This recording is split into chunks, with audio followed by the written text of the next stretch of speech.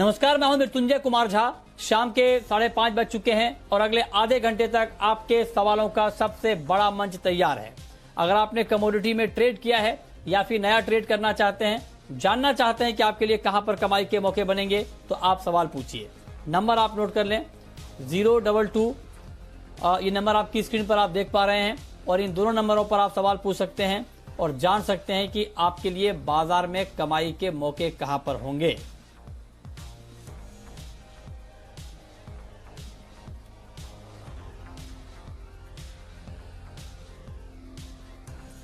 और चलिए हम सबसे पहले बात करेंगे सोने और चांदी की, जहां पर गिरावट लगातार बढ़ रही है और एमसीएक्स पर सोने का भाव 50,000 रुपए के नीचे है, 49,700 की भी नीचे आ गया है अब तो भाव, और चांदी का भाव 64,300 रुपए के नीचे है। हमारे साथ तीन खास मेहमान हैं। हमारे साथ हैं भाविक पटेल, ट्रेडबुल्स सिक्योरिटीज के, हमारे साथ तरुण सत्संगी हैं आरएस वेल्थ के, और सुगंधा सचदेव है रेलिगर ब्रोकिंग की। आप तीनों का बहुत बहुत स्वागत है। मेरा सबसे पहला सवाल सुगंधा जी आपसे होगा। सोने चांदी में तेज गिरावट है और पहले सोने की बात कर लेते हैं। क्या आज शाम के कारोबार में सोने में गिरावट और बढ़ सकती है? Good evening Mrityunjay. ये मुझे लगता है आज के सेशन में गिरावट थोड़ी और देखने को मिल सकती है। इवन अगर हम ट्रेंड देखें तो ट्रेंड पॉजिटिव नजर आता है, but after the sharp run up जो हमने मंडे के सेशन से आते हुए देखा, मैंने मंडे के मॉर्निंग शो में भी रिकमेंड किया था कि 49,000 पे गोल्ड बाय कर सकते हैं। हमने प्राइसेस को 50,200 तक के लेवल तक जाते हुए देखा, बट वहां से कुछ करेक्शन देखने को मिली है। बिकॉज अभी अगर हम देखें मार्केट में काफी हद तक रिस्क ऑन सेंटिमेंट बना हुआ है, ग्लोबल इक्विटीज काफी स्ट्रॉन्ग ट्रेड कर रही हैं, all because of vaccine roll out news, और उसी वजह से गोल्ड की सेफ हेवन डिमांड कुछ हद तक कम हुई है। बट वहीं अगर हम देखें तो यूएस स्टिमुलस स्टॉक्स की काफी हद तक होप्स बनी हुई हैं, और उसी वजह से हमने डॉलर इंडेक्स पे फर्दर प्रेशर आते हुए देखा है। तो ये गोल्ड के प्राइसेस को लोअर लेवल से वापस से सपोर्ट करेगा।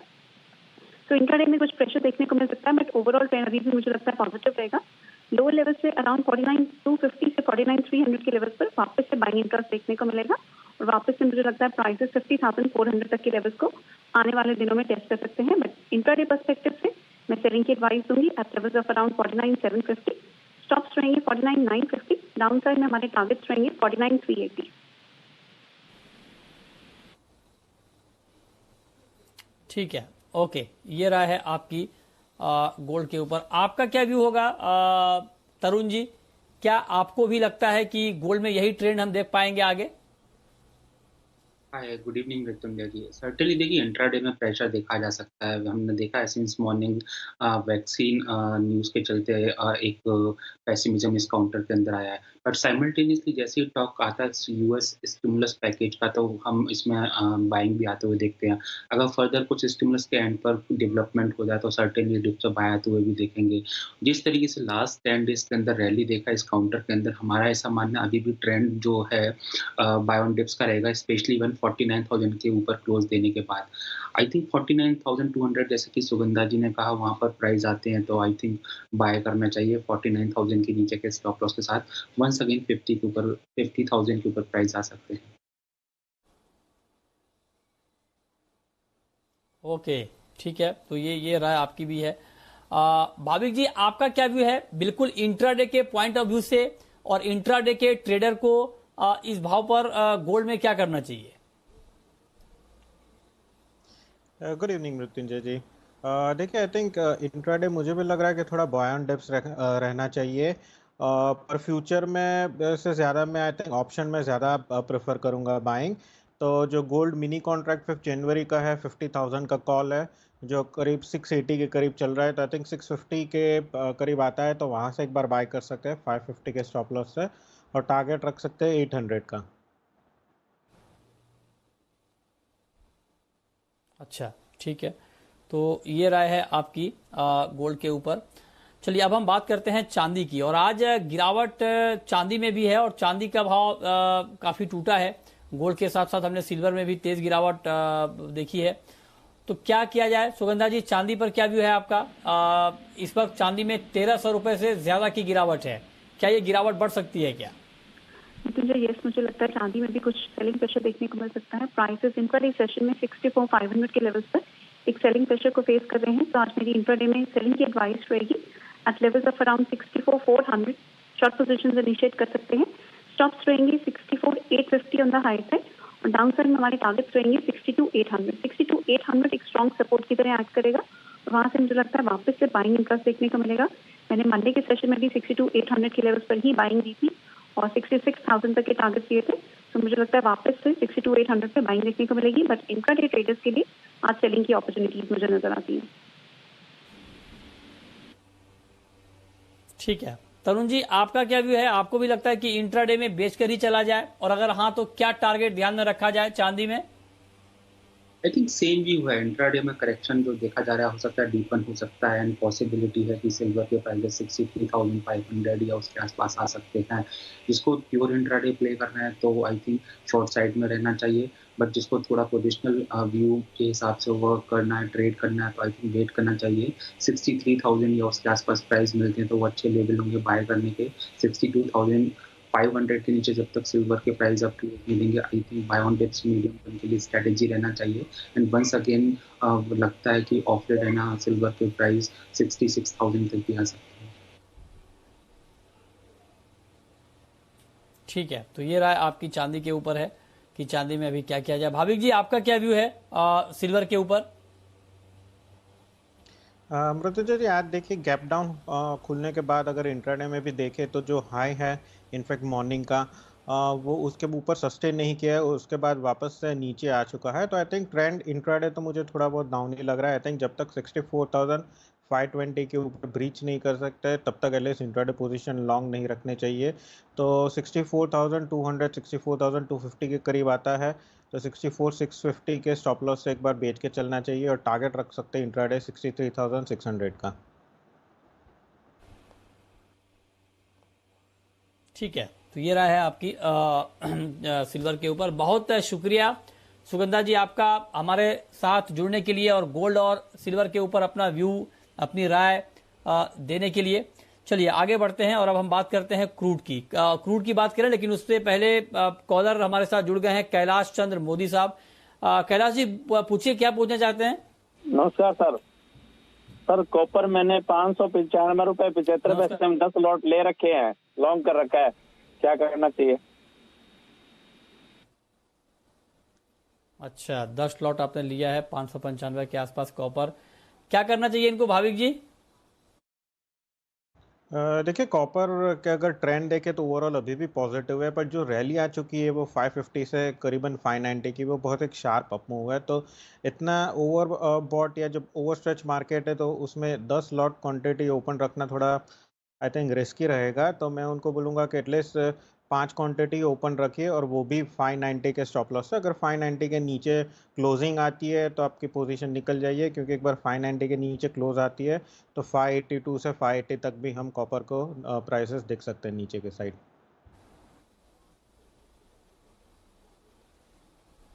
ओके, ठीक है, तो ये राय है आपकी कि इसमें क्या करना चाहिए। क्रूड का मार्केट अभी तरुण जी आपको कैसा लग रहा है? क्योंकि एक गिरावट का माहौल हमने देखा, उसके बाद एक रेंज में बाजार आ चुका है, तो अब यहां पर क्या ट्रेडिंग स्ट्रेटेजी कच्चे तेल में, क्रूड में होनी चाहिए? आई थिंक ओपेक की मीटिंग के बाद में हमने देखा ये काउंटर एक दायरे में जा चुका है। $44 down side and 4650 higher side पर ब्रेक नहीं कर रहा है। आई थिंक जब तक $44 के नीचे प्राइस स्लिप नहीं करेंगे, अभी भी जो रेंज बाउंड मोमेंटम है वो कंटिन्यू तो करेगा ही। साइमल्टेनियसली हाई ऑड्स हैं कि जो ब्रेकआउट होगा वो अपर साइड में होगा।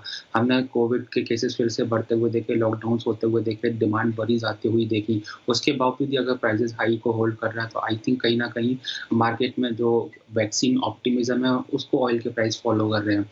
तो आई थिंक मुझे ऐसा लगता है अभी भी बाय ऑन डिप्स इस काउंटर में रहना चाहिए।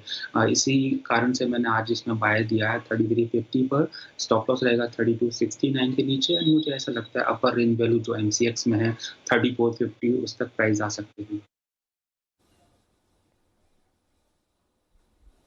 ठीक है, अगला सवाल है सदाशिव का। पूछिए सदाशिव। सर सोयाबीन पे क्या रहा है? अभी सोयाबीन बहुत नीचे आ रहा है।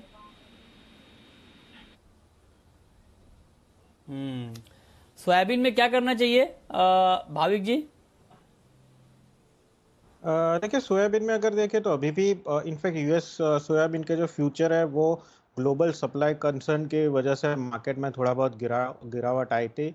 और अगर आप ब्राज़ीलियन क्रॉप्स की भी बात करिए तो वहाँ पे भी मुझे लग रहा है कि सप्लाई ज़्यादा है, तो उसकी वजह से अभी ओवरऑल मार्केट में थोड़ा बहुत मंदी का माहौल है। अगर टेक्निकली भी देखें तो मुझे लग रहा है कि नीचे एटलीस्ट 4150 से 4120 तक लेवल आ सकते हैं। तो I think sell on rise की ही स्ट्रेटजी बनानी चाहिए। अगर प्राइसेस 4300 के करीब आता है तो 4350 के स्टॉप लॉस से एक बार शॉर्ट कर सकते हैं 4200 के टारगेट के लिए। ओके, ठीक है, तो ये राय है आपकी। चलिए आगे बढ़ते हैं और हमारे साथ अगला सवाल लेकर मिस्टर चौधरी जुड़े हैं। पूछिए चौधरी जी। सर जी, मेरे को पूछना है कपास खली में कि कपास खली कहाँ से तो इसको बाय करना चाहिए, किससे ज्यादा नीचे नहीं जा सकता उस हिसाब से इसको खरीदें। कपास खली के ऊपर क्या व्यू है आपका भाविक जी? क्या सुझाव होगा आपका कपास खली के ऊपर?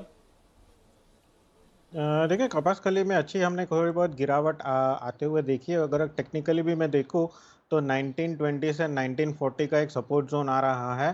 तो आई थिंक अगर उनको लॉन्ग पोजीशन करनी है पोजिशनली तो आई थिंक 1940 1930 के करीब आता है, तो वहाँ से अपनी पोजीशन लॉन्ग कर सकते हैं 1900 के स्टॉप लॉस से। और टारगेट अभी भी मुझे लग रहा है कि एटलीस्ट 2030 से 2040 तक का आ सकता है। ठीक है, अगला सवाल रवि का है, रांची से हमारे साथ जुड़ रहे हैं। पूछिए रवि जी। नमस्ते मृत्युंजय जी। मेरा सवाल नेचुरल गैस पे है। मैंने नेचुरल गैस नमस्कार, 5 लॉट पूछिए। 211 पे बाई किया हुआ है, 5 लॉट। तो क्या करना चाहिए, होल्ड करना चाहिए या लॉस में निकल जाओ? अच्छा, बताइए तरुण जी, क्या करना चाहिए इनको?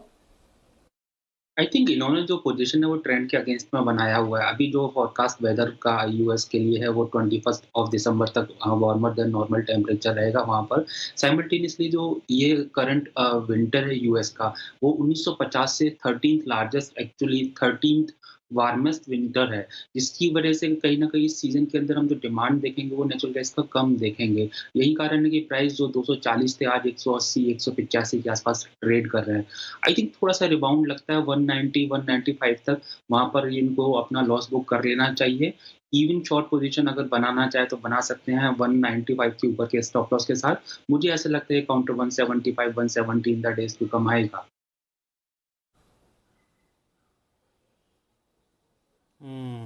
ठीक है, ओके, ये राय है आपकी। इस पर आप नजर रखें कि आपको किस तरह का ट्रेड आगे कंटिन्यू करना है।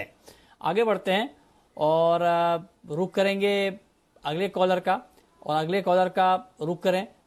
इस बीच हमारे साथ राही जुड़ चुके हैं। पूछिए राही जी। मैंने करोड़ बाई किए हुए हैं 3400 के लेवल पे 10 लॉट, क्या करना चाहिए? अच्छा, क्रूड आपने बाय किया, आप कह रहे हैं कि आपको क्या करना चाहिए। बताइए तरुण जी, क्या सुझाव इनके लिए? आई थिंक जैसा मैंने अभी कहा कि दायरे का कारोबार है। एमसीएक्स की भी बात की जाए तो 3300 के आसपास से बाइंग देखने को मिल रही है, साइमल्टेनियसली 3450 के आसपास से सेलिंग आ रही है। अभी भी अंडरटोन इसका बाइंग साइड में रहेगा जब तक कि 3269 के नीचे क्लोज नहीं देगा प्राइस। मेरा ऐसा मानना है कि अगर इनका रिस्क एपेटाइट अलाउ करता है तो 3269 के नीचे का स्टॉप लॉस मेंटेन करें एंड 3300 के आसपास आता है तो फर्दर एवरेज आउट करें। और ऑफ लेट इनको प्राइस 3450 3480 तक देखने को मिल सकता है। ठीक है, अगला सवाल है प्रिया गुप्ता का, इंदौर से है हमारे साथ। पूछिए। चांदी पहले 52,000 आएगी कि 72,000, और कब तक आएगी? चांदी पहले 52 या 72, बताइए तरुण जी। आई थिंक दोनों तरफ का कॉल लेना बड़ा टफ है, लेकिन हाँ, जिस तरीके से अभी रिबाउंड दिया है सिल्वर ने 160,000 के आसपास से बेस बनाकर, जब तक 62,500 के नीचे प्राइस क्लोज नहीं देंगे 52,000 आने के चांसेस कम है। साइमल्टेनियसली मुझे ऐसा लगता है कि in the days to come हो सकता है सिल्वर के price in a current run up 66,000 से 68,000 तक देखने को मिले। ठीक है, अगला सवाल है सूरज गुप्ता का, हमारे साथ जुड़ रहे हैं। पूछिए गुप्ता जी।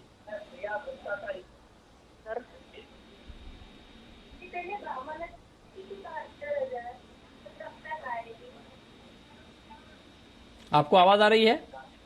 हाँ सूर्य सर, सिल्वर का सवाल है सर, 62,000 पे बाई करना सही रहेगा?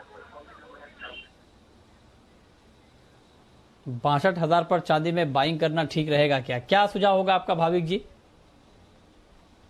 देखिए, अगर इनको पोजिशनली बाय करना है तो आई थिंक 62 से 60 के बीच में आई थिंक एक अच्छा लेवल है, क्योंकि मुझे भी नहीं लग रहा कि चांदी में बहुत ज़्यादा गिरावट आ सकती है। आई थिंक फंडामेंटली भी देखें तो ओवरऑल अपसाइड थोड़ी कैप रहेगी, पर नीचे अच्छा आई थिंक 58,000 के नीचे जब तक नहीं जाता तब तक सपोर्ट है।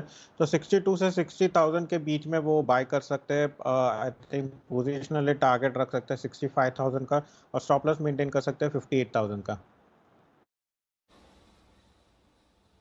ओके, अगला सवाल रोहित का है, मुंबई से है हमारे साथ। पूछिए रोहित जी।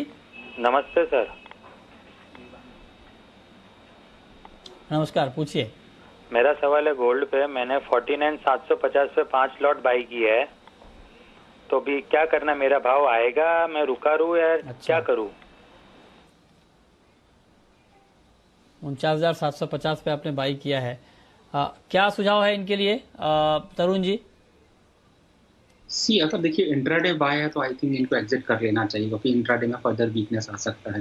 लेकिन अगर इनका आउटलुक है 1 वीक या 10 डेज का, तो आई थिंक ये होल्ड कर सकते हैं 49,000 के नीचे का स्टॉप लॉस प्लेस करने के साथ। 49,000 के नीचे अगर प्राइस नहीं जाएगा तो इनको हायर साइड पे वंस अगेन 50,000 50,500 देखने को मिले।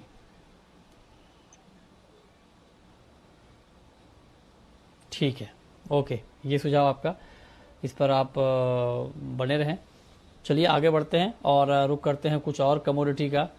एग्री मार्केट को लेकर के आपका ओवरऑल व्यू भाविक पटेल जी क्या है? क्योंकि सारे एग्री के काउंटर बिल्कुल दबाव में हैं, बिकवाली के शिकार हो रहे हैं और मार्केट में मोमेंटम नहीं है।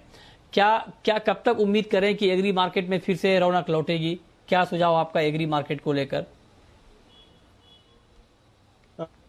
मार्केट में अगर देखें तो सारे स्पाइसेस से लेके आई थिंक ऑयल सीड है, सारे में हम सेलिंग प्रेशर देखने को मिलता है। आई थिंक नए साल में मुझे लग रहा है कि ऑयल पैक है उसमें थोड़ी बहुत हमें वापस से मोमेंटम अपसाइड देखने को ज़रूर मिलेगी। अभी जिस हिसाब से कोरोना के वायरस के केसेस बढ़ रहे हैं, उस हिसाब से वापस जो लॉकडाउन हो रहा है, डिमांड की कम हो रही है, और प्राइसेस भी अगर देखें तो बहुत महंगे हो चुके थे, तो उसकी वजह से भी डिमांड कम हो रहा है। तो मुझे लग रहा है कि ये जो करेक्शन ये आई थिंक दिसंबर में जो आ रही है वो थोड़े हेल्दी है, और एक बार सोया रिफाइन या सीपीओ 850 या 820 के करीब सीपीओ आ सकता है नीचे, तो आई थिंक अच्छी। और मुझे लग रहा है कि जिस जिस हिसाब से कोरोना के केसेस कम होंगे तो एटलीस्ट सोया ऑयल पैक में हम वापस से डिमांड और वॉल्यूम देखने को मिल सकता है। तो आई थिंक जनवरी में एक्सपेक्टेशन है कि थोड़ा बहुत अच्छे रिकवरी हो सकती है। ठीक है, अगला सवाल सागर से हमारे साथ जुड़े हैं, वो पूछना चाहते हैं। पूछिए। मेरा सवाल सोयाबीन और चना पे है कि चने में तेजी आएगी क्या? मेरा चना 4900 पर खरीद है और सोयाबीन की 4350 पर खरीद है, तो क्या तेजी आएगी इसमें? 4350 पर सोयाबीन और 4900 पर चने में आपने बाइंग की है। भाविक पटेल जी बताइए, चना और सोयाबीन क्या यहाँ से ऊपर आएगा? देखिए, चने में अगर देखें तो आई थिंक अभी भी बेरी सेंटीमेंट है, क्योंकि मध्य प्रदेश और महाराष्ट्र में जो स्विंग हुए हैं वो इनफैक्ट लास्ट ईयर से भी ज़्यादा हुए हैं। तो एक्सपेक्टेशन है कि आगे जाके भी चने में थोड़ी और आउटपुट आ सकता है, तो उसकी वजह से ही प्राइसेस में हम ऑलरेडी प्रेशर देख रहे हैं। मुझे लग रहा है कि आई थिंक अगर अपसाइड 4750 के करीब आता है तो उनके पोजीशन निकल जानी चाहिए, क्योंकि अभी भी यहाँ से लग रहा है कि 43-4200 तक आ सकता है। और सोयाबीन की बात करें तो जैसे मैंने पहले भी बताया था कि थोड़ा बहुत आउटपुट अभी भी नेगेटिव लग रहा है, पर जब तक 4200 एटलीस्ट नहीं ब्रेक करता तब तक एक उम्मीद है कि वापस 4360 के करीब आता है। पर वही है कि अगर 4350 के करीब आता है तो उनके लॉन्ग पोजीशन निकल जानी चाहिए, क्योंकि आगे भी मुझे लग रहा है कि थोड़े बहुत और गिरावट आ सकती है। ठीक है, तो ये सुझाव है आपका चने और सोयाबीन के ऊपर, इस पर आप नजर रखिए। अगला सवाल है अशोक का, गंगानगर से। पूछिए अशोक जी। सर नमस्कार। जी नमस्कार। नमस्कार, पूछिए। सर मेरा सवाल है कैस्टर और ग्वार पे भी ऊपर नीचे क्या जाएंगे? कैस्टर और ग्वार का आउटलुक आप जानना चाहते हैं, बताइए भाविक जी, क्या आउटलुक आप देख रहे हैं कैस्टर का और ग्वार का? देखिए गुआर का सबसे पहले मैं बताऊं तो जिस हिसाब से अभी सेलिंग प्रेशर हो रहा है उसके बाद एटलीस्ट 3 दिन में अगर देखें तो थोड़ा बहुत सेलिंग प्रेशर कम हो गया है। गुआर गम की बात करें तो 5800 का एक सपोर्ट जोन आ चुका है और गुआर सीड की बात करें तो 3800 के करीब आ चुका है। तो आई थिंक मुझे लग रहा है कि यहाँ से एटलीस्ट थोड़ा बहुत इंट्राडे बाउंड बैक हो सकता है, या तो पोजिशनली 3950 से 3980 तक हम गुआर सीड में देख सकते हैं। बट यहाँ से भी अभी मैं कहूँगा कि एटलीस्ट पोजिशनली लॉन्ग ना ले, 2-3 दिन का अगर आउटलुक है तो वो बाय कर सकते हैं 3750 के स्टॉप लॉस से, टारगेट रख सकते हैं 3950 का। और कैस्टर की बात करें तो कैस्टर में अभी भी मुझे लग रहा है कि थोड़ा बहुत और नीचे जा सकता है, 4400 के करीब आता है तो वहाँ से एक बार बाय कर सकते हैं 4350 के स्टॉप लॉस से, टारगेट रख सकते हैं 4480 से 4500 का। ठीक है, ओके। और अब वक्त है रैपिड फायर राउंड का।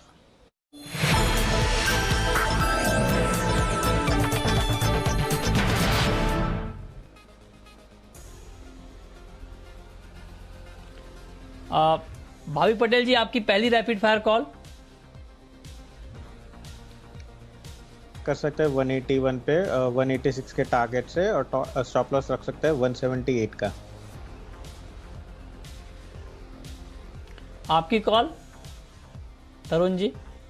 WTI क्रूड ऑयल बाय कर सकते हैं 33 पर, स्टॉप लॉस प्लेस करें 3269, साइड टारगेट लगता है 3440। आपकी आखिरी कॉल भाविक। एल्यूमिनियम दिसंबर कॉन्ट्रैक्ट है 164.20 पे बाय कर सकते हैं 165.50 के टारगेट के लिए, स्टॉप लॉस रख सकते हैं 163.40 का। ठीक है, बहुत शुक्रिया भाविक जी आपका और तरुण जी आपका हमारे साथ जुड़ने के लिए, बताने के लिए कमोडिटी में कहां पर कमाई के मौके बनेंगे। तो